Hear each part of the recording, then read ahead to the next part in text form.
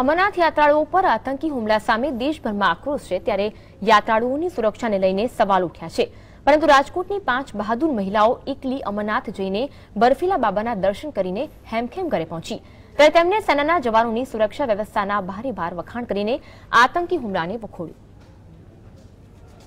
સોમવારે આતંકીઓએ અનંતનાગમાં યાત્રાળુઓની બસ પર હુમલો કરીને 7ના ભોગ લીધા જેમાં 5 મહિલા હતી ત્યારે રાજકોટની આ 5 બહાદુર મહિલાઓ એકલી બર્ફીલા બાબાના દર્શન કરીને હેમખેમ ઘરે આવી છે। તેમનું કહેવું છે કે અમરનાથ યાત્રામાં એવું કંઈ લાગતું ન હતું કે કોઈ હુમલો થશે કારણ કે ખાસ કરીને સુરક્ષા જવાનો દરેક યાત્રીની સુરક્ષા માટે 24 કલાક ખડે પગે રહે છે। અમે જ્યારે યાત્રાએ ગયા ત્યારે અમને કોઈ ડર નહોતો। અમે અહીંથી ટ્રેનમાં ગયા હતા અને 5 લેડીઝ જ હતા અને ત્યાં અમને અહીંથી જ પણ કોઈ જાતનો ડર નહોતો અને ત્યાં પણ એટલી બધી ટાઈટ સિક્યુરિટી હતી કે અમને ત્યાં જઈને પણ કંઈ ખબર જ નથી પડી। અમે બાલતાલથી ગયા હતા, અમે ગયા ત્યારે હેમખેમ હતા, પાછા અમે રાતે 10 વાગે 12 કલાકમાં પાછા ઉતર્યા અને બહુ સરસ દર્શન થયા। અમે ગયા હતા 5 લેડીઝ જ હતા, ત્યાં પહોંચ્યા એટલે આર્મી વાળાએ અમને જોયું, એને ખબર પડી કે 5 લેડીઝ જ છે।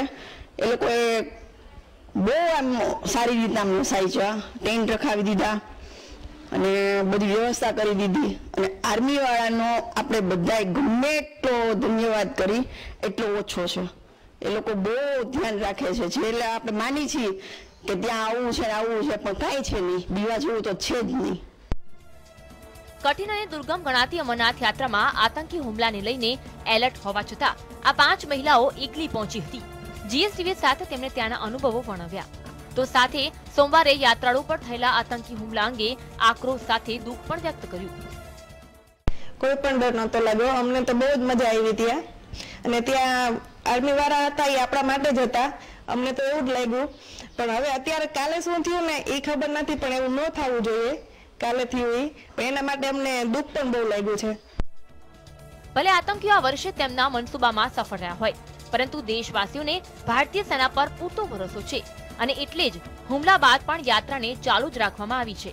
તો આ મહિલાઓએ આવતા વર્ષે ફરીથી બર્ફીલા બાબાના દર્શન કરવા અમરનાથ જવાનો નિર્ધાર પણ કર્યો છે। મર્વ સોની, જીએસટીવી, રાજકોટ।